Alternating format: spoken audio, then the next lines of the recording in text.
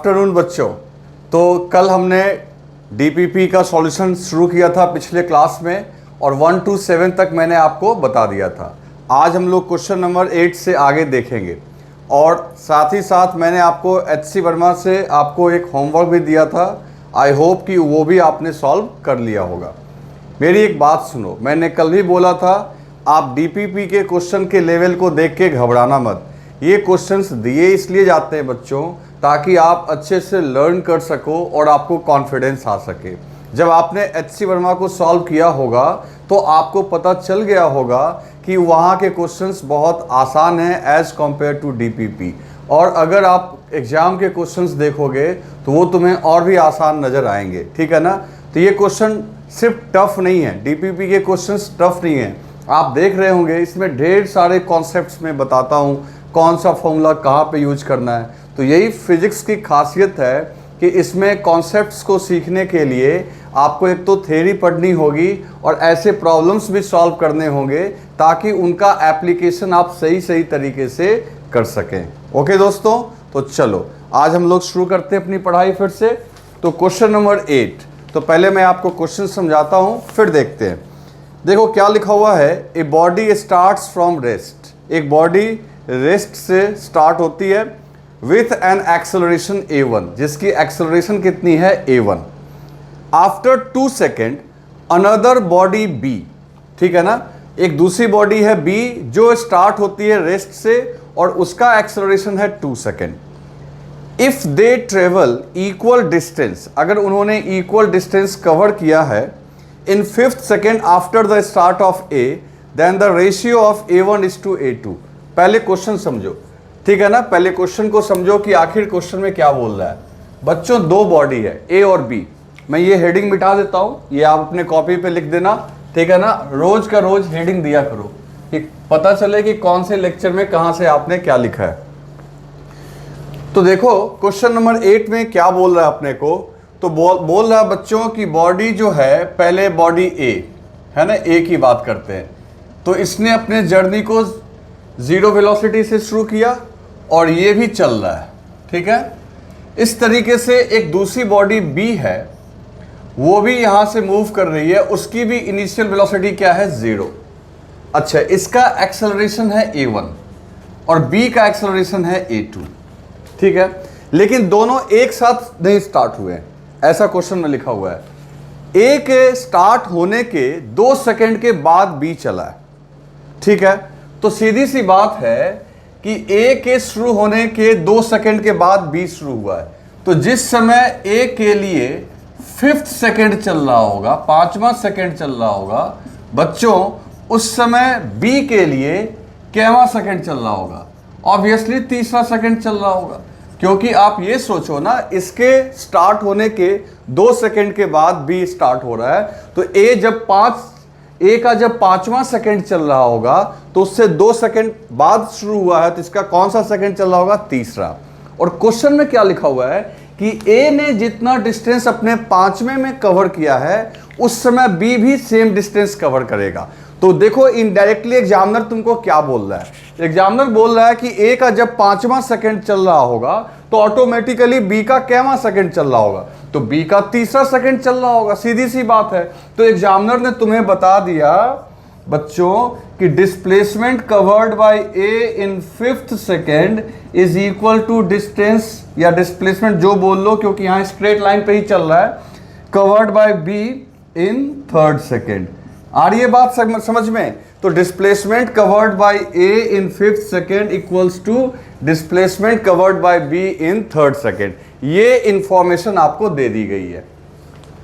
तो पूछ रहा है इन A1 और A2 का रेशियो। तो सीधी सी बात है बच्चों, डिस्प्लेसमेंट nth सेकेंड में, nवां सेकेंड में कितना तय किया जाता है, तो उसका फॉर्मूला आपको याद है बच्चों, u प्लस a1/2, और 2 यहां इसके लिए 5वां है तो 5 लिखोगे -1, और u की वैल्यू तो 0 पुट ही कर देंगे हम लोग। फिर इसके लिए देखो b के लिए लिखेंगे u प्लस a/2, और इसका जो nवां सेकेंड है वो तीसरा है, तो यहां 2 × 3 -1। क्लियर? अब u इसके लिए भी 0 रख देना है और इसके लिए भी 0 रखना है, क्योंकि क्वेश्चन में कह रहा है कि दोनों जो स्टार्ट कर रहा है मूव करना वो रेस्ट से ही शुरू कर रहा है। तो देखो अब यहाँ पे हम लोग क्या लिखेंगे। तो बच्चों यहाँ पे देखो 5 इंटू 2 कितना हो गया 9, सॉरी 10 में से 1 गया 9। तो यहाँ 9a1 upon 2 equals to 5a2 upon 2। Clear है। अब यहां से देखो 2 और 2 कैंसिल, तो a1 upon a2 is equal to 5 upon 9। तो a1 a2 का जो रेशियो है ये 5:9 आ गया। तो दोस्तों यहां पे कौन सा आंसर हो गया अपना, तो इसमें हो गया 5:9, A is the right answer. Clear है। चलो क्वेश्चन नंबर 9 देखते हैं। 9 भी बहुत मुश्किल नहीं है। 9 में क्या बोल रहा है यहाँ पे, 9 में कह रहा है दोस्तों कि एक पार्टिकल है जो मूव कर रहा है स्ट्रेट लाइन पे विथ कांस्टेंट एक्सेलरेशन। ठीक है, पार्टिकल है स्ट्रेट लाइन पे चल रहा है कांस्टेंट एक्सेलरेशन से। बना लिया हमने स्ट्रेट लाइन। फिर कहता है it crosses 2 point A and B. मान लो इस स्ट्रेट लाइन पे कोई पॉइंट ए है और कोई पॉइंट बी है। तो कहता है ए और बी को ये क्रॉस करता है एक वेलोसिटी अल्फा और बीटा से। तो ठीक है भाई, मान लो ये पार्टिकल है और ये जब ए को क्रॉस कर रहा था तो इसकी स्पीड थी अल्फा, और जब बी पे पहुंचा तो इसकी स्पीड हो गई बीटा।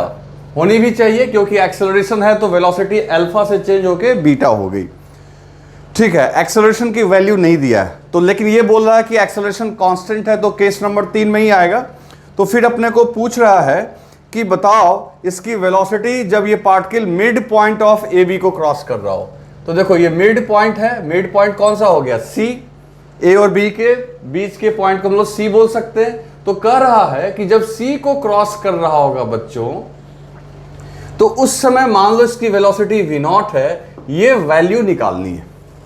समझिए ना, अल्फा और बीटा गिवन है और ये साथ में लिखा हुआ है कि ये लगातार ये पार्टिकल ए से ही एक्सेलरेट कर रहा है। तो आपको क्या निकालना है v0। तो पहले देखो ए से सी तक की दूरी को मान लो अपने मन से x, और c से b भी मान लो x। हो गया, ऐसा क्यों कर लिया? तो क्वेश्चन में लिखा हुआ है c is the mid point between a and b।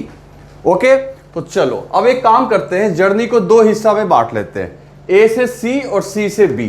तो पहले a से c के लिए काम करते हैं, a टू c के लिए। तो a से c के लिए देखो, a से c के लिए फाइनल है v0 और इनिशियल है अल्फा। तो बच्चों एक इक्वेशन लिख सकते हैं, final velocity square equal to initial square plus 2, acceleration कितना है a और डिस्प्लेसमेंट कितना है x, है ना। तो सेम डायरेक्शन में है इसलिए प्लस कर लिया और डिस्प्लेसमेंट की जगह x लिख दिया और एक्सेलरेशन की जगह a। ठीक है दोस्तों, तो ये यहां से आ गया आपका, देखो एक तरीके से ये आपका क्या कैलकुलेट होके आ गया, ये आ गया आपका v0 स्क्वायर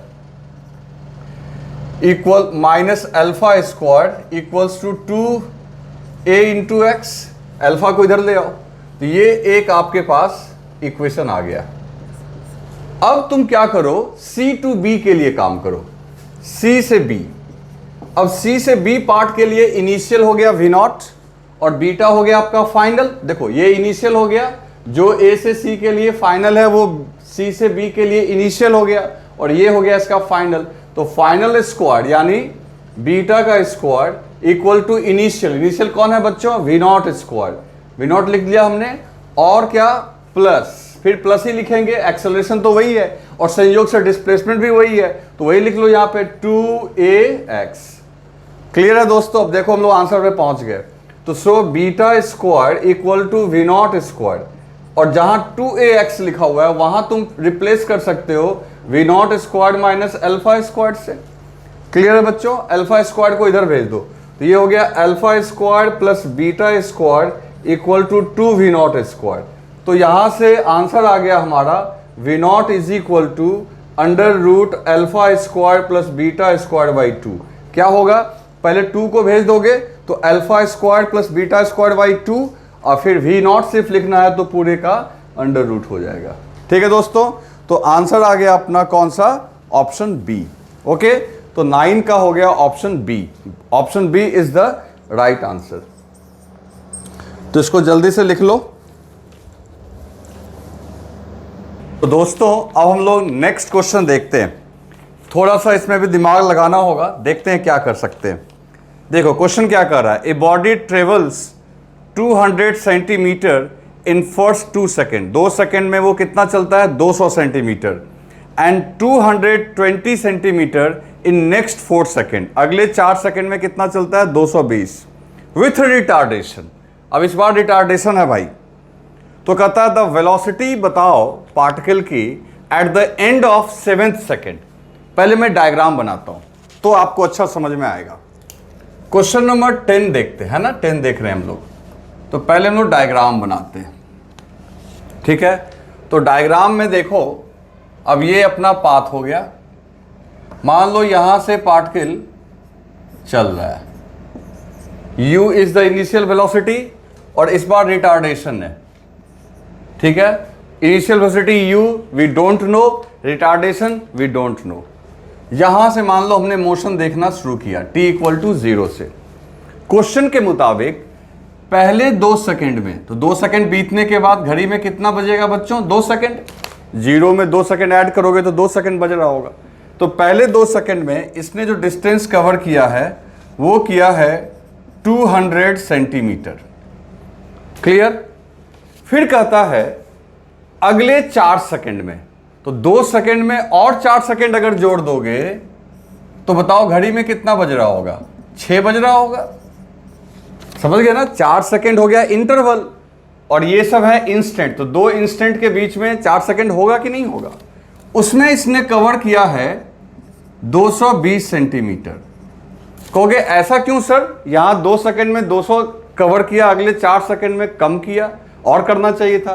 दोस्त यहां रिटार्डेशन देख रहे हो ना, अपोजिट में वेलोसिटी लग रही है जिसकी वजह से ये स्लो हो रहा है, दैट्स वाई पहले 2 सेकंड में 200 और अगला 4 सेकंड चलने के बावजूद मात्र 220। फिर अब 1 सेकंड और बिता दो तो क्या हो जाएगा बच्चों t इक्वल टू 7। मान लो 6 सेकंड के बाद 1 सेकंड और बीत जाएगा तो t इक्वल टू 7, और यहां पे इसकी वेलोसिटी मान लो v है। तो अपने को क्या पूछ रहा है, अपने को यही वेलोसिटी पूछ रहा है कि 7वें सेकंड के अंत पे वेलोसिटी बताओ।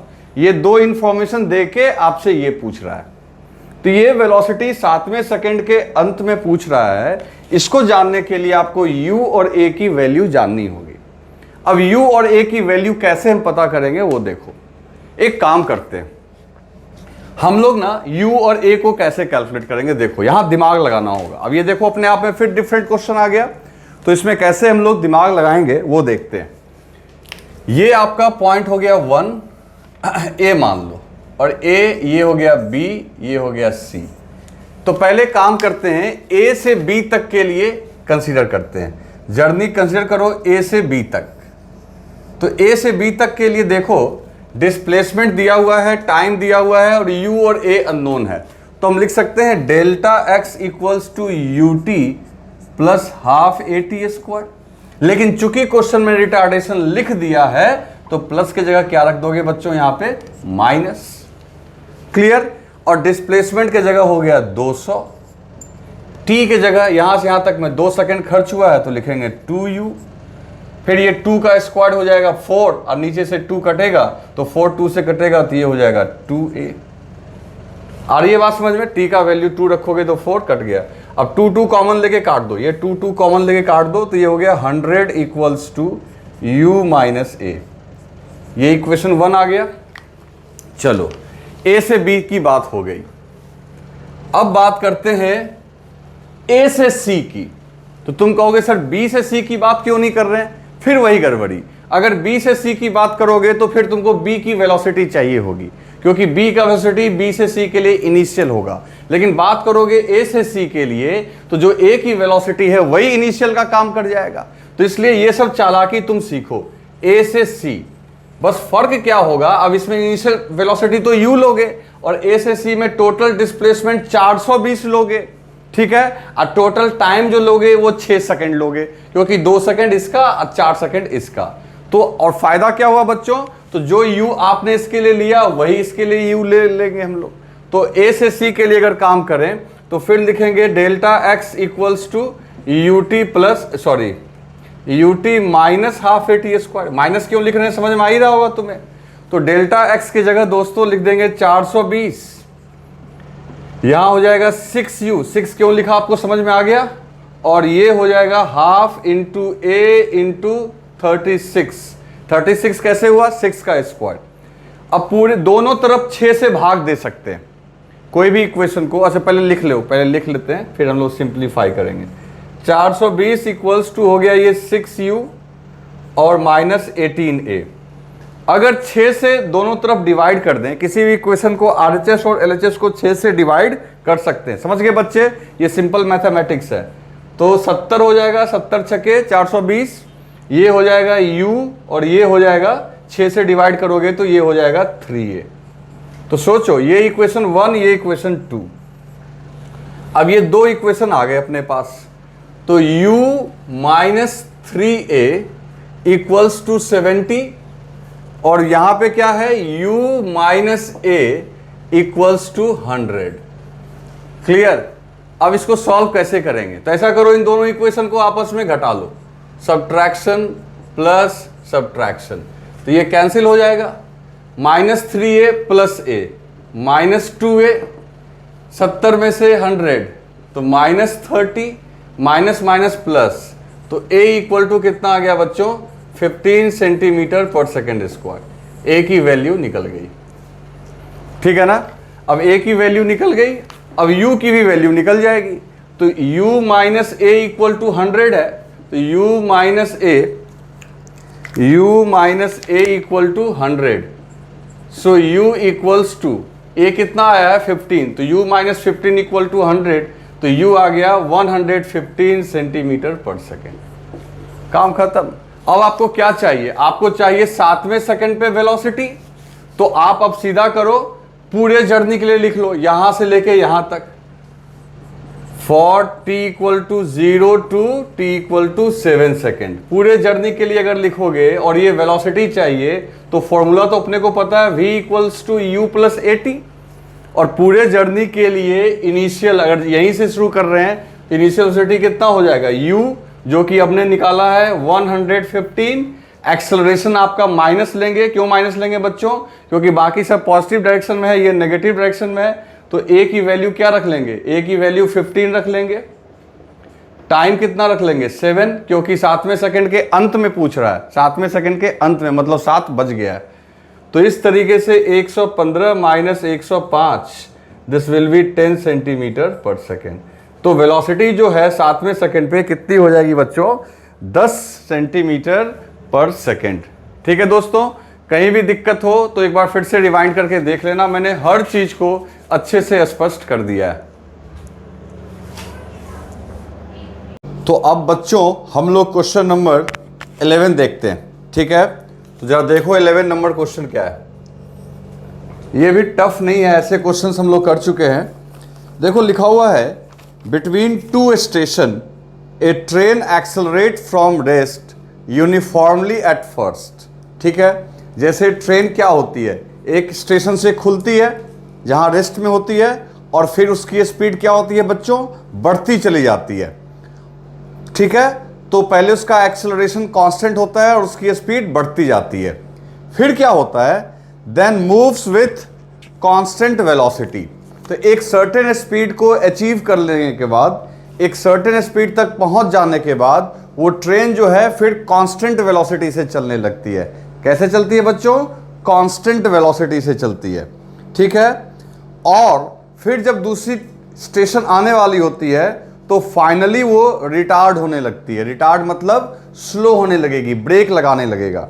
और रिटार्ड्स यूनिफॉर्मली, और रिटार्ड भी होती है यूनिफॉर्मली, मतलब एक्सेलरेशन अपोजिट डायरेक्शन में आ जाता है जो उसको धीरे धीरे स्लो करता है। एंड कम्स टू रेस्ट, और फाइनली वो रेस्ट में आ जाती है। ठीक है, इस पूरी जर्नी में अगर मान लो टाइम जो लिया गया है 1:8:1 में, ठीक है ना, तो कहता है, और साथ ही ये बोल रहा है कि बीच में जो मैक्सिमम स्पीड आ रही है वो आ रही है 60 किलोमीटर पर आवर की। ठीक है, देखते हैं। तो पूछता है what is the average speed पूरे जर्नी के लिए। बहुत इंटरेस्टिंग क्वेश्चन है बच्चों। देखो मैं इसे कैसे सॉल्व करूंगा, अब जरा ध्यान देना। पहले ये स्टेशन है, 3 पार्ट में पूरे जर्नी को, ऐसा हम लोग क्वेश्चन कर चुके हैं बच्चों। तो मान लो A से लेके B तक, ये कैसे चला? एक्सेलरेशन के साथ। इनिशियल वेलोसिटी 0 और एक्सेलरेशन है a, ठीक है। फिर इसकी वेलोसिटी या मान लो हो गई कितनी, v0। यहां पहुंचने पे वेलोसिटी कितनी हो गई, v0। अब इस v0 की वैल्यू दी गई है, लिखा हुआ है मैक्सिमम वेलोसिटी। तो मैक्सिमम वेलोसिटी कब होगा? जब तक वो एक्सेलरेट होगा तब तक उसकी रफ्तार बढ़ती रहेगी। और कब तक बढ़ती रहेगी? जब तक वो एक्सेलरेट होता रहेगा। तो b तक तो वो एक्सेलरेट हुआ है, लेकिन b से c के बीच में एक्सेलरेशन है 0, क्योंकि क्वेश्चन में लिखा हुआ है उसके बाद वो यूनिफॉर्म वेलोसिटी से चलने लगा। तो यानी c के पास भी जब वो पहुंचा तो उसकी वेलोसिटी क्या रह गई, v0। क्लियर? तो इस दौरान उसका वेलोसिटी कांस्टेंट रहा क्योंकि एक्सेलरेशन रहा 0, और यही इसकी मैक्सिमम वेलोसिटी होगी क्योंकि जब तक एक्सेलरेट करता रहेगा वेलोसिटी बढ़ती रहेगी। और जैसे ही बच्चों फिर c के पास पहुंचेगा, फिर इसमें क्या हुआ, रिटार्डेशन। तो रिटार्डेशन मतलब तो समझ ही रहे हो, अपोजिट एक्सेलरेशन। रिटार्डेशन का मतलब हो गया यहां पे अपोजिट एक्सेलरेशन। तो ये हो गया आपका अपोजिट एक्सेलरेशन। इसको a' कर लो, तो ये इसको धीरे धीरे स्लो कर देगा एंड फाइनली ये एक पॉइंट पे जाके, मान लो ये D पॉइंट है, D पॉइंट पे जाके रेस्ट में आ गया, यानी फाइनल वेलोसिटी हो गई 0। ठीक, तो टोटल 3 हिस्से हो गए मोशन के, नहीं 1, 2 और 3। अब जो टाइम लगा है बच्चों, वो लगा है टाइम 1:8:1 में। तो एक काम करते हैं, पार्ट 1 के टाइम को t मान लेते हैं, तो पार्ट 2 के टाइम में टोटल लगा होगा 8t और पार्ट 3 में भी क्या लगा होगा, t। तो टोटल टाइम हो गया 10t। इसमें t खर्च हुआ, यहाँ 8t खर्च हुआ और यहाँ t। तो रेशियो हो गया कि नहीं हो गया बच्चों? तो इस तरीके से तो देखते हैं क्या क्या करना है। तो सबसे पहले हम लोग, अच्छा एक्सेलरेशन वगैरह कुछ नहीं दिया हुआ है तो खैर टेंशन की बात नहीं है, सब हो जाएगा। पहले हम लोग काम करते हैं for part AB, A to B, A से B तक की बात करो। तो A से B तक में देखो, final velocity v0, initial 0, acceleration a, time t। तो v0 इक्वल्स टू क्या हो गया बच्चों, at। एक इक्वेशन आ गया। इस दौरान डिस्प्लेसमेंट कितना कवर हुआ, तो delta x1 equals to ut, u0 है, अब प्लस हाफ at²। तो डेल्टा x1 हो गया बच्चों यहां पे हाफ at²। क्लियर है? चलो A से B तक की बात हो गई। अब बात करो B से C तक। तो B से C तक, तो B से C तक जो इसकी वेलोसिटी है वो है कांस्टेंट। कितनी है वो, v0। तो कांस्टेंट वेलोसिटी से अगर कोई चलता है तो डिस्प्लेसमेंट निकालना सबसे आसान काम है, वेलोसिटी इनटू टाइम कर दो। तो टाइम कितना है 8t, टोटल खर्च हुआ है 8t और वेलोसिटी कितना है v0। और v0 की वैल्यू हालांकि क्वेश्चन में दिया हुआ है लेकिन बाद में पुट करेंगे। तो v0 की जगह हम लोग क्या लिख सकते हैं बच्चों, at। तो at v0 की जगह इंटू 8t।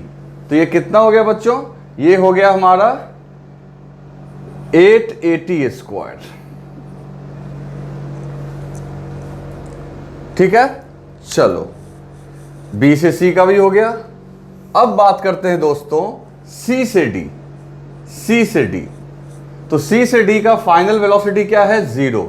इनिशियल कितना लिखोगे, v0। अब माइनस a' इंटू t लिखोगे। माइनस क्यों, क्योंकि रिटार्डेशन है और a' हमने इसका एक्सेलरेशन माना है, टाइम इसके लिए भी t लेंगे हम लोग। तो अब देखो यहां से क्या करेंगे, a' t equals to v0। अच्छा v0 इक्वल्स टू पहले ही हमने प्रूव कर रखा है at। तो एक काम करते हैं, a' t equals to at भी लिख सकते हैं और यहां से t कैंसिल हो गया तो a इक्वल टू a'। एक बात और अपने को पता चल गया कि जिस रेट से वो एक्सेलरेट किया था उसी रेट से वो रिटार्ड भी हुआ है, मतलब स्लो भी हुआ है। तो एक बात याद रखना, ये हम लोग ऐसे भी बोल सकते थे कि अगर एक्सेलरेशन का टाइम और रिटार्डेशन का टाइम सेम है, देख रहे हो ना t और t, तो जरूर इन दोनों का ही मैग्नीट्यूड सेम होगा। इस बात को आप हमेशा याद रखो, और नहीं तो ऐसे तो हम लोग लिख ही सकते हैं। ठीक, अच्छा C से D के दौरान डिस्प्लेसमेंट कितना कवर हुआ, तो वो भी बहुत आराम से निकाल सकते हैं। तो डिस्प्लेसमेंट कितना कवर हुआ, तो डेल्टा x3 इक्वल्स टू, देखो ut plus half a t square, तो इसके लिए इनिशियल वेलोसिटी कितना लिखोगे v नॉट, टाइम कितना लिखोगे t माइनस हाफ, माइनस क्यों लिखा हमने, रिटार्डेशन है, और a dash into T square, तो v नॉट t और हाफ ए डैश की जगह ए लिख दो क्योंकि हमने इसको बराबर प्रूव कर लिया है। अब वी नॉट की जगह क्या लिख सकते हो, ए टी भी लिख सकते हो, यहाँ ए टी लिख दोगे तो ए टी इंटू टी, तो ए t square minus half a t square, तो ये हो गया आपका हाफ ए टी स्क्वायर। तो देखो एक बात और कि डिस्प्लेसमेंट भी पहला वाला पार्ट का और तीसरे पार्ट का क्या आ रहा है, सेम। यहां तक सब कुछ आ गया। अब देखो हम लोग आंसर तक पहुंच जाएंगे, अब बहुत आराम से पहुंच। एवरेज वेलोसिटी अपने को पूछा जा रहा है, तो एवरेज वेलोसिटी इक्वल्स टू क्या होता है बच्चों, तो total displacement by total time. तो टोटल डिस्प्लेसमेंट में delta x1 plus delta x2 plus delta x3, और टाइम भी ऐड करोगे तो t plus 8t plus t, total time. Delta x1 कितना है बच्चों, तो half a t square, delta x2 कितना है बच्चों, तो 8 ए टी स्क्वायर, डेल्टा x3 कितना है बच्चों, तो हाफ ए टी स्क्वायर, और नीचे में इन सब का ऐड कितना होगा बच्चों, 10t, 8 एक 9 एक 10। अब देखो half a t square half a t square 1 A t square, अब 1 और 8 क्या हो जाएगा, 9 ए टी स्क्वायर। तो एवरेज वेलोसिटी जो आ गया बच्चों वो 9 ए टी स्क्वायर अपॉन 10t। कहोगे ये कैसे सॉल्व होगा, अभी सॉल्व हो जाता है। अब एक टी से एक टी उड़ा दो, तो ये क्या आ गया, 980 अपॉन 10, और 80 का वैल्यू क्या होगा, तो बच्चों क्वेश्चन के स्टार्टिंग में ही लिखा हुआ था कि मैक्सिमम वेलोसिटी जो है, तो मैक्सिमम वेलोसिटी तो वी नॉट ही होगा ना भाई, और वी नॉट किसके बराबर है, तो वी नॉट किसके बराबर है, 80 के बराबर, और उस मैक्सिमम वेलोसिटी की वैल्यू क्वेश्चन में दी गई है। कितनी दी गई है वैल्यू, तो देख लेते हैं हम लोग। वो वैल्यू दी गई है बच्चों 60 किलोमीटर, तो 60 इक्वल्स टू क्या हो गया, 80, तो 60 इक्वल्स टू 80 ये दिया हुआ है क्वेश्चन में। तो अब यहां पे 60 पुट करो, तो देखो 9 into 60 by 10, 54 kilometre per hour. तो देखते हो कितना कॉन्सेप्ट अपने को लगाना पड़ा। तो आप अच्छे से लिख लो इसको, अगर सॉल्व आपसे हो गया तो बहुत अच्छी बात है। तो दोस्तों अब नेक्स्ट क्वेश्चन जो अपना 12 नंबर है, ये थोड़ा आसान है, इसमें उतना दिमाग नहीं लगाना है। लिखा हुआ है when A speed of A car is u, the minimum distance over which it can be stopped is s. If a speed becomes nu, what will be the minimum distance over which it can be stopped if retarding acceleration is the same? देखो एक term आप देखोगे कभी कभी, stopping distance, ये दिमाग में रखना, स्टॉपिंग डिस्टेंस।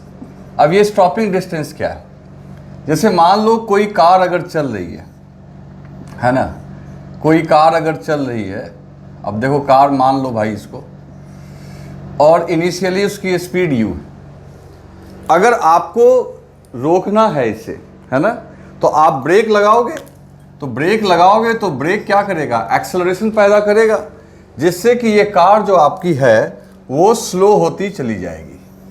अब ये कार अगर आपकी स्लो होती चली गई और फाइनली किसी पॉइंट पे जाके ये रेस्ट में आ जाएगी, तो जिस पॉइंट पे आके जाके ये रेस्ट में आएगी, जैसे मान लो कहीं पे ये जाके रेस्ट में आ गई, यहाँ इसकी वेलोसिटी क्या हो गई, 0। चाहे कितना भी ब्रेक लगाओ कुछ तो डिस्टेंस आगे चलेगा भाई। तो ये जो डिस्टेंस मान लो चला इसने, जिसको हम डेल्टा x बोल लें, या इसको अगर यहाँ पे क्या क्वेश्चन में क्या बोल रहा है, इसको इसने s बोला है, तो मान लो ये डिस्प्लेसमेंट जो कवर हुआ वो s के बराबर है। ऐसे भी स्ट्रेट लाइन में सेम डायरेक्शन में चल रहा तो डिस्प्लेसमेंट डिस्टेंस सेम ही होगा। तो ये जो डिस्टेंस है ना, ये डिस्टेंस ही कहलाता है स्टॉपिंग डिस्टेंस। अब इसको कैलकुलेट करना तो बहुत सिंपल है भाई, क्या करोगे, फॉर्मूला लगा दो, v square equal to u square plus 2a dot delta x, ये फॉर्मूला हमने पढ़ा है, इसमें टाइम वाइम का जिक्र करना नहीं है। Final velocity 0, initial you square. अब यहाँ माइनस लिखोगे, क्यों माइनस लिखोगे? तो डिस्प्लेसमेंट आगे हो रहा है, रिटार्डेशन पीछे। रिटार्डेशन मतलब ब्रेक लगाया तो एक्सेलरेशन पीछे लगेगा। तो -2 इंटू ए और इंटू एस। आ रही है बात समझ में? तो ये इधर आ गया बच्चों, तो ये हो गया 2as equal to u square. तो ऑटोमेटिकली s इक्वल टू क्या हो गया? U square upon 2a। ये आपका s का वैल्यू आ गया। अब क्वेश्चन में क्या कर रहा है कि नाउ, अब जो बच्चों एक दूसरी कार है जिसकी स्पीड इस पिछले वाली कार से n गुना ज्यादा है, मतलब स्पीड क्या है? nu है, लेकिन रिटार्डेशन वही है इसका भी। इसके ब्रेक से जो एक्सेलरेशन आ रहा है वो उतना ही आ रहा है, लेकिन इसकी स्पीड अब उसकी u है, इसकी n गुनी है।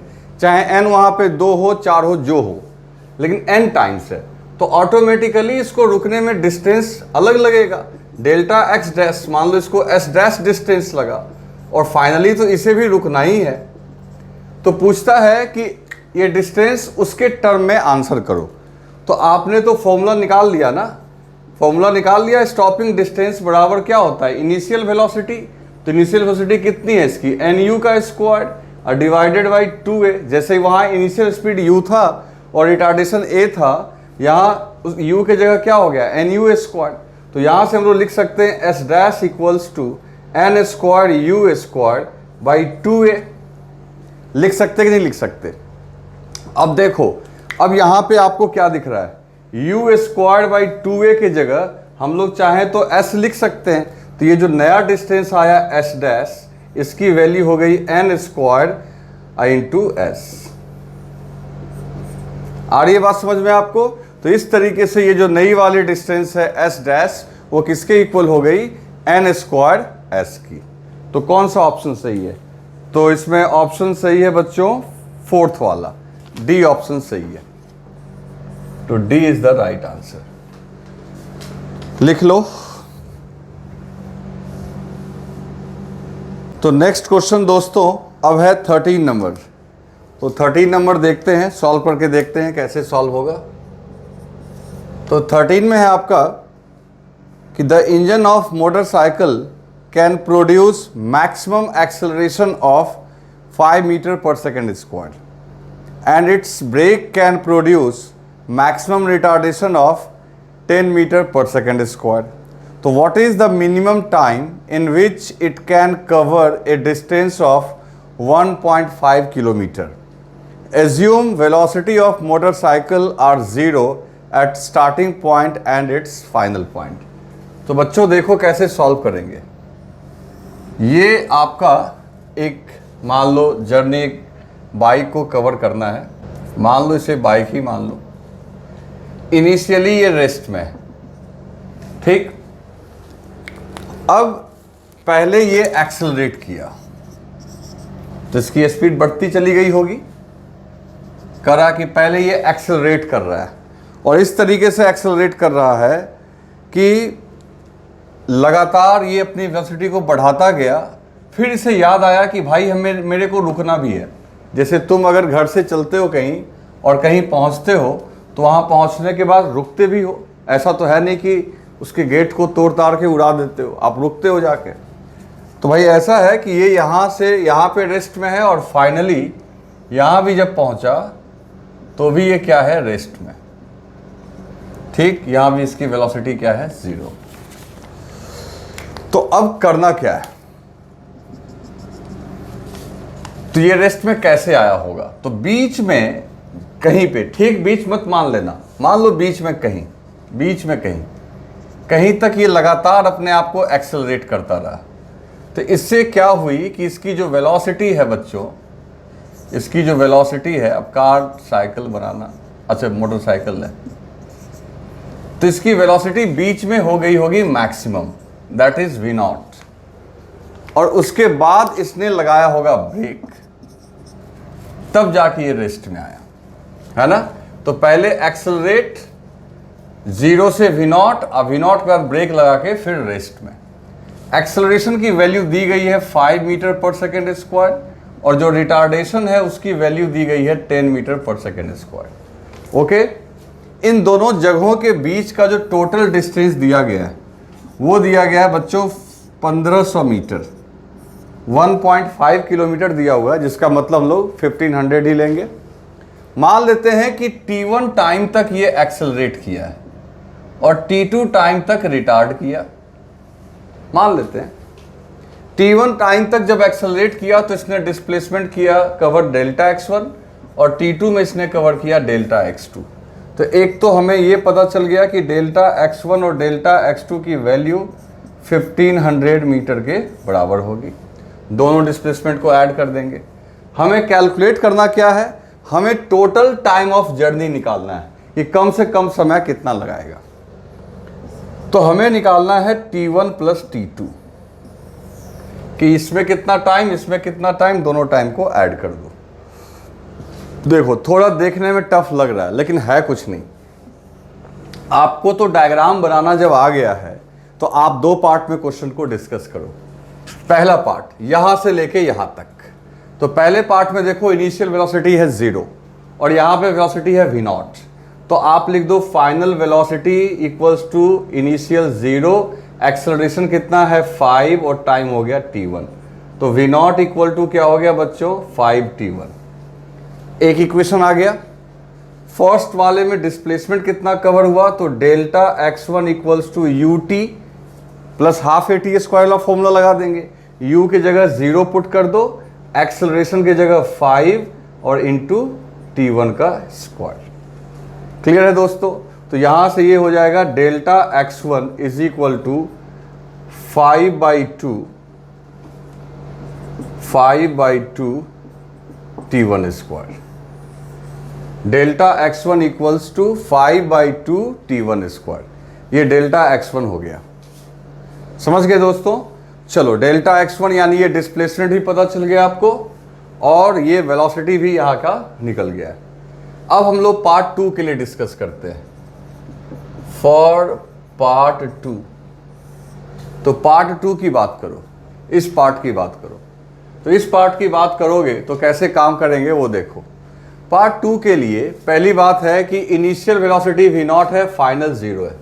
तो हम लोग फिर से लिखेंगे v equals to u plus at। तो फाइनल वेलोसिटी 0, इनिशियल v0 और एक्सेलरेशन, अच्छा यहां माइनस लिखेंगे। क्यों माइनस लिखेंगे, क्योंकि अपोजिट डायरेक्शन में -10 इंटू t2। तो इसको इधर ले आओ, 10t2 इक्वल्स टू v0 और v0 की वैल्यू कितनी रख सकते हैं 5t1। तो बच्चों एक चीज देखो, 10t2 इक्वल्स टू 5t1। तो यहां से आपको एक इक्वेशन आ गया, 5 से ये कैंसिल हो गया तो 2t2 equals to t1। t1 और t2 में एक रिलेशन मिल गया। ठीक है, चलो अब क्या करेंगे, पार्ट 2 में डिस्प्लेसमेंट कितना हुआ वो निकाल लो। तो displacement delta x2 equals to initial velocity, इस बार v0 लोगे, इसका भले ही 0 है लेकिन उसका फाइनल इसके लिए इनिशियल का काम करेगा। तो v0 टाइम क्या लिखेंगे t2 माइनस हाफ, माइनस क्यों लिखे, रिटार्डेशन। एक्सेलरेशन हो गया 10 और टाइम क्या हो गया t2 का स्क्वायर। ओके, चलो अब क्या करोगे, v0 के जगह आप पुट कर सकते हो कुछ भी। v0 के जगह आप चाहो तो v0 की जगह 10t2 भी पुट कर सकते हो। तो लिख देते हैं 10 v0 इक्वल टू 5t1 भी है, 10t2 भी है, जो मर्जी है पुट करो। तो 10t2 पुट करेंगे तो 10t2 स्क्वायर हो जाएगा ये, और यहां से ये 5 टाइम्स में कटा -5t2 स्क्वायर। तो ये कितना हो गया आपका, ये आ गया आपका 10t2 minus 5t2 equal to 5t2 square. तो डिस्प्लेसमेंट बच्चों डेल्टा x2 कितना निकल के आ गया 5t2 स्क्वायर। अब तुम खुद देखो, अभी क्या है, delta x1 plus delta x2 equal to 1500। तो delta x1 plus delta x2 equal to 1500। Delta x1 के जगह क्या लिख सकते हो बच्चों 5/2 है ना। t1 के जगह क्या लिख सकते हो, t1 के जगह 2t2 लिख सकते हैं हम लोग यहाँ पे। तो 2t2 का अगर स्क्वायर करेंगे तो बच्चों ये 4t2 स्क्वायर हो जाएगा कि नहीं। कैसे हुआ समझ में आया, t1 की जगह हमने किसको रिप्लेस कर दिया 2t2 को। और डेल्टा x2 की वैल्यू कितनी आई है, तो डेल्टा x2 की वैल्यू आई है 5t2 स्क्वायर, तो लिख दो 5t2 स्क्वायर इक्वल्स टू 1500।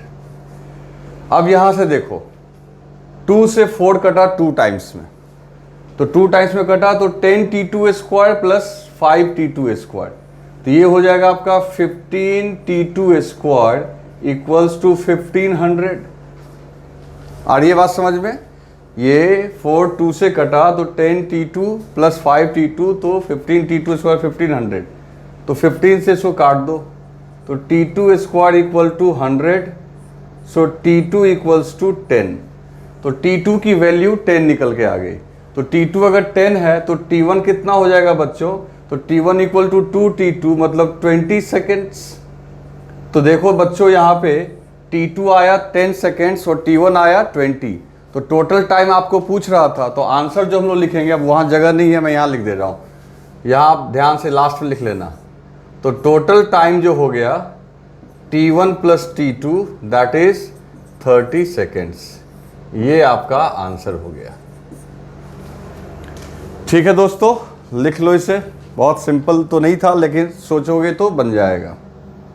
दोस्तों अब हम लोग देखेंगे क्वेश्चन नंबर 14। ओके, कौन सा क्वेश्चन देखेंगे? 14 number.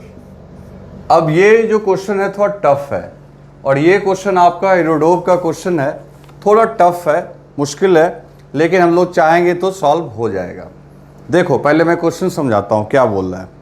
A car starts from rest and accelerates at uniform rate of 5 metre per second square for some time, okay, and retards at same rate and comes to rest, okay. फिर देखो 5 metre से ही accelerate भी करता है, 5 metre per second square से, और इतने से ही वो रिटार्ड भी करता है। लेकिन एक चीज इसमें है, in between acceleration and retardation it also moves with uniform velocity.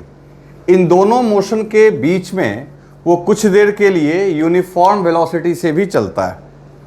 तो total time for journey is 25 second. पूरे जर्नी का जो टाइम लिया गया है बच्चों, यहाँ पे कितना लिया गया है? 25 seconds. And the average speed for the journey is 20 metre per second. तो how long does the car moves with constant speed? सुनो, टफ क्वेश्चन है, लेकिन अभी मैं आपको समझाऊंगा, आपको समझ में आएगा कि क्या मामला क्या है। पहले डायग्राम, जो कि मैं हमेशा बोलता हूं, डायग्राम को टोटल 3 हिस्से में बनाओ, ऐसा क्वेश्चन में लिखा हुआ है। इनिशियली इसकी वेलोसिटी 0 थी और फाइनली भी वेलोसिटी 0 है। पहले ये ए से एक्सेलरेट हुआ जिसकी value 5 metre per second square है। एक्सेलरेट होने से इसकी वेलोसिटी कुछ न कुछ आ गई होगी, दैट इज v0, और फिर ये इसी रेट से चलता रहा, ठीक है, मतलब बीच में यूनिफॉर्म ही चलता रहा। एंड फाइनली फिर ब्रेक लगा के, ब्रेक लगाने का मतलब है कि यहां अपोजिट एक्सेलरेशन, रिटार्डेशन जिसको बोलोगे, और ये भी क्वेश्चन में लिखा हुआ है बच्चों 5 मीटर पर सेकेंड स्क्वायर। तो तुम्हें एक चीज तो समझ में आ गया कि यहां का टाइम और इसका टाइम दोनों सेम होगा। कुछ देर पहले ही मैंने समझाया था, वहां से एक चीज तो आपको समझ में आ गया। लेकिन चलो ठीक है, हम अलग अलग मान लेंगे। यहां पे आके फाइनली रुक गया। अब मान लो कि इस जर्नी में डेल्टा x1 कवर किया, इसमें डेल्टा x2, बीच में यूनिफॉर्म, इसमें डेल्टा x3, ओके।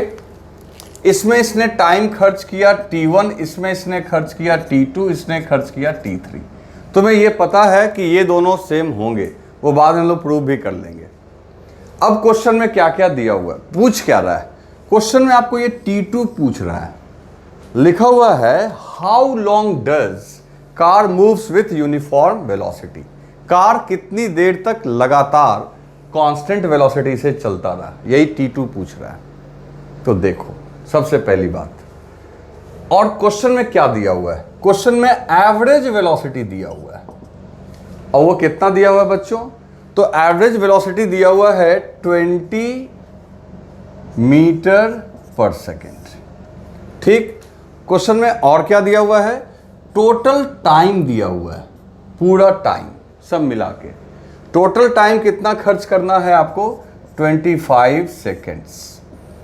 ये दो डाटा दिया हुआ है। और तो एक बात सुनो, तुम्हें बताया गया था कि एवरेज वेलोसिटी होता है total displacement by total time. तो total displacement equals to velocity into time, यानी 20 इंटू 25। ये टोटल डिस्प्लेसमेंट की बात चल रही है ना, average total displacement by total time. तो बच्चों ये आपका कितना आ जाएगा, 500। तो इसका मतलब है कि डेल्टा एक्स तो इन तीनों डिस्प्लेसमेंट के सम के बराबर होगा।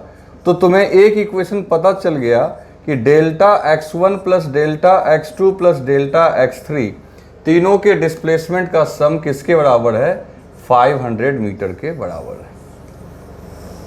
और तुम्हें क्या पता चल गया कि तीनों का टाइम पता नहीं चल गया, ये पहले से ही क्वेश्चन में दिया हुआ है, t1 plus t2 plus t3 equals to 25 seconds. ये भी आपको क्वेश्चन में दिया हुआ है। निकालना क्या है, t2। कैसे काम करेंगे तो देखते जाओ। इसमें एक वो थोड़ा और लगेगा स्पेस, इतना में देखते हैं, हो जाए तो हो जाए, नहीं तो फिर और करेंगे। तो फॉर पार्ट 1 पहला पार्ट देखो, ये जर्नी इस हिस्सा के लिए तो लिखोगे final velocity v not, initial 0, acceleration 5, time है t1। नहीं भाई, एक्सेलरेशन 5, टाइम है t1। तो v नॉट इक्वल्स टू हो गया बच्चों 5t1। ये आ गया पहला इक्वेशन। चलो दूसरा देखते हैं, डिस्प्लेसमेंट की बात करते हैं। Delta x1 equal to initial velocity बच्चों यहाँ पे 0 है, एक्सेलरेशन कितना है आपका 5, हाफ इंटू 5 और टाइम हो गया t1 का स्क्वायर। ठीक है ना, तो डिस्प्लेसमेंट डेल्टा x1 हो गया आपका 5/2 t1 का स्क्वायर, इक्वेशन नंबर 2। ठीक है दोस्तों, चलो उसके बाद पार्ट 2 के लिए काम करते हैं। फॉर पार्ट 2 में देखो वेलोसिटी कांस्टेंट है, एक्सेलरेशन आपका 0 है, तो पार्ट 2 में डिस्प्लेसमेंट डेल्टा x2 जो हो जाएगा, सीधा v नॉट को टाइम से मल्टीप्लाई कर दो। और पार्ट 2 का टाइम हमने t2 माना है, और v नॉट की वैल्यू कितनी रखोगे, तो v नॉट की वैल्यू देखो यहाँ पे 5t1 रखा है, तो 5t1 t2, ये डेल्टा x2 हो गया नंबर 3। फिर उसके बाद फॉर पार्ट 3, अब पार्ट 3 की बात करो। पार्ट 3 में तो देखो, पहले तो देखो इसकी फाइनल वेलोसिटी है 0, इनिशियल v नॉट और एक्स रिटार्डेशन है, तो लिखोगे -5 इंटू t3 करेगा ना भाई। अब इसको इधर ले आते हैं, तो 5t3 equals to v naught, और v नॉट की जगह क्या लिख सकते हो, 5t1। तो 5t3 equals to 5t1, 5 cancel, तो बच्चों t1 इक्वल्स टू क्या हो गया, t3। तो ये हमने पहले ही बताया था आपको कि t1 और t3 का वैल्यू क्या आएगा, सेम। ओके, चलो ये सेम आ गया। खैर अब डिस्प्लेसमेंट भी निकाल लेते हैं लास्ट पार्ट के लिए। तो लास्ट पार्ट के लिए displacement delta x3 equals to, तो डेल्टा x3 इक्वल्स टू क्या होगा, u। तो जो v नॉट है इसके लिए u का काम करेगा, तो v नॉट की वैल्यू कितनी पुट करोगे, तो v नॉट की वैल्यू पुट कर सकते हो। देखो v नॉट इक्वल्स टू क्या आया है, 5t3, v not equals to 5t1 भी रख सकते हो, 5t3 भी रख सकते हैं। तो फिलहाल हमने रख लिया 5t3, ये इनिशियल वेलोसिटी इसके लिए हो गया v not into time. Time कितना है t3, तो t3 से मल्टीप्लाई कर लिया, माइनस क्योंकि रिटार्डेशन है हाफ इंटू 5, और टाइम कितना है t3 का स्क्वायर। तो देखो ये 5, तो ये कितना आ गया, ये 5t3 का स्क्वायर माइनस हाफ 5t3 का स्क्वायर। तो 5 में से 5/2 घटाओगे तो ऑटोमेटिकली 5/2 t3 स्क्वायर आया निकल के। ये कौन आया बच्चों, डेल्टा x3। अब देखो मैं ये डायग्राम मिटा दूंगा, आप जल्दी से एक बार वीडियो पॉज करके कम से कम इधर की सारी चीज़ें लिख लो, और उसके बाद इसको मैं मिटाऊंगा।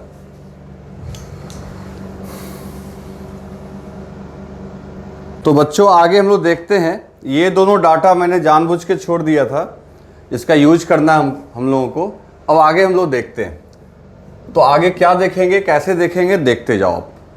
पहली बात है डेल्टा x1 क्या आया तुम्हारा, तो तुम लिखो यहाँ पे delta x1 plus delta x2 plus delta x3 equals to 500, जैसा कि पहले आ चुका है अपना। डेल्टा x1 की जगह क्या लिखोगे, तो दोस्तों यहाँ पे लिख सकते हो 5/2 t1 स्क्वायर। डेल्टा x2 की जगह क्या रखोगे, 5t1 t2, 5t1 t2। Delta x3 की जगह क्या रखोगे, 5/2 t3 स्क्वायर, तो 5/2 t3 स्क्वायर। और मैंने पहले ही प्रूव कर लिया है कि t1 और t3 इक्वल है, तो जहां t3 है वहां पे हम चाहें तो t1 स्क्वायर ही लिख दें, इसमें तो कोई आपत्ति आपको नहीं होनी चाहिए। फिर ये दोनों ऐड होके 5/2 t1 स्क्वायर, 5/2 t1 स्क्वायर, ये आ गया आपका बच्चों 5t1 square plus 5t1 t2 equals to 500। अब सारे 5 को कैंसिल कर दो तो और एक तरफ ही ले आओ, तो t1 स्क्वायर प्लस 5 तो कैंसिल हो गया भाई, t1 t2 minus 100 equals to 0। Clear. अब एक काम करते हैं, जरा इस इक्वेशन को देखो, t1 plus t2 plus t3 equal to 25 है ना बच्चों। तो एक काम करें, यहाँ पे t1 और t3 को देखो, दोनों बराबर ही है ना t1 t3, तो t1 और t3 अगर इक्वल है, t1 t3 इक्वल है, तो ये हो जाएगा t1 प्लस t1 2t1 और 2t1 plus t2 equal to 25। तो t2 इक्वल्स टू हम लोग लिख सकते हैं 25 माइनस 2t1। कैसे हुआ समझ में आया ना दोस्तों।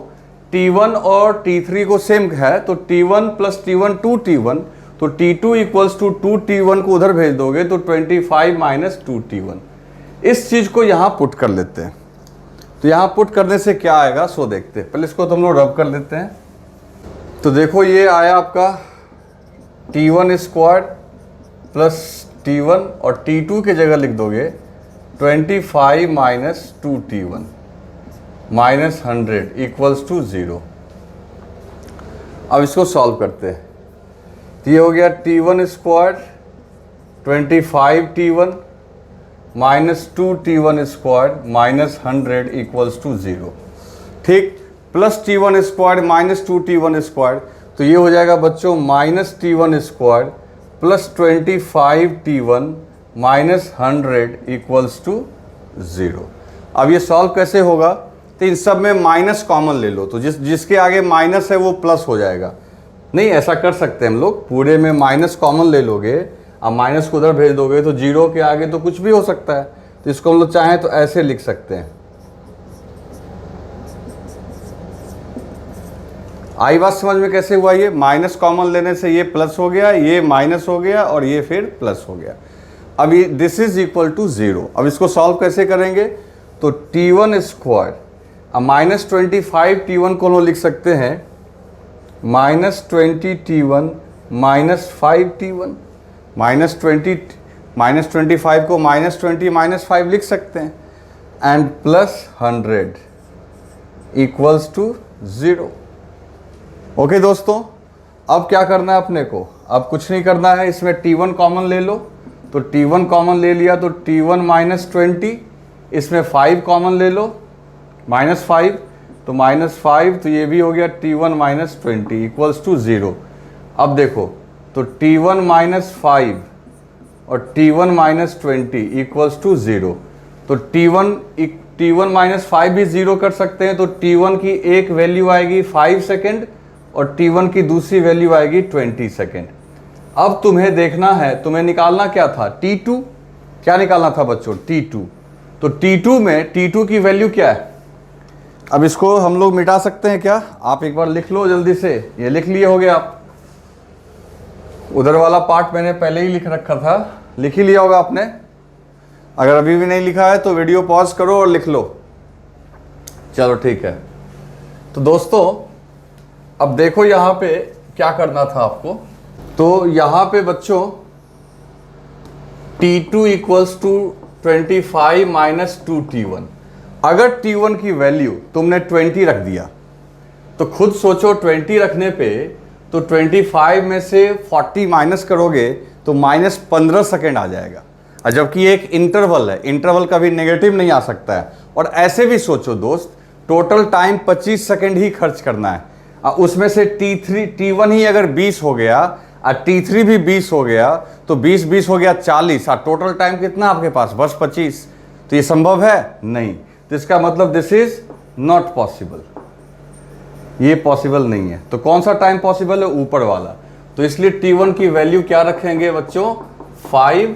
तो ये हो जाएगा 25 माइनस 10, आंसर आ गया 15 सेकेंड्स। तो इस तरीके से बच्चों ये एक टफ क्वेश्चन था, इरोडोव का क्वेश्चन था। आपसे अगर सॉल्व नहीं भी हुआ कोई बात नहीं, लेकिन आप इसको समझ लो, इससे आपके काफ़ी कॉन्सेप्ट्स क्लियर होंगे। ठीक है बच्चों, तो अपना डीपीपी, पहला डीपीपी मोशन का कंप्लीट हुआ। इसके अलावे मैंने आपको HCMR से क्वेश्चन दिया था, आई होप कि आप उसमें सॉल्व कर लिए होंगे। तो HCMR का तो अलग सीरीज़ ही होगा, उसको मैं यहाँ डिस्कस नहीं करूँगा। जैसे वेक्टर में अपना HCMR का अलग एक लेक्चर सिर्फ HCMR पर रहेगा, उस दिन सारे क्वेश्चन सॉल्व होंगे। हाँ, मैं तुमको कुछ मदद कर देता हूँ इसमें, अगर कहीं कहीं दिक्कत आई होगी तो। मेरे को लगता है 13-14 में दिक्कत तो नहीं आई होगी, 15 में थोड़ी बहुत एक उसके पार्ट में दिक्कत होगी। तो पहले एक बार बनाओ, ठीक है ना, फिर मैं तो HCMR के सारे क्वेश्चंस डिस्कस करूँगा, टेंशन लेने वाली बात है नहीं। एक बार बना लो, फिर हम लोग एक दिन HCMR के ऊपर ही एक लेक्चर बना देंगे, ठीक है। तो जो होमवर्क दिया था उसको अब बनाना। चलो, तो अब अगले क्लास में, याद तक कर लिए, अब अगले क्लास में हम लोग क्या पढ़ रहे हैं? 1 डायमेंशन का केस नंबर 3। अब इसी केस के अंतर्गत एक स्पेशल मोशन आता है जिसका नाम है मोशन अंडर ग्रेविटी। तो नेक्स्ट क्लास में हम लोग का वो आएगा, बहुत इंपॉर्टेंट टॉपिक है बच्चों। तो नेक्स्ट क्लास में हम लोग उसको पढ़ेंगे। ओके, चलो।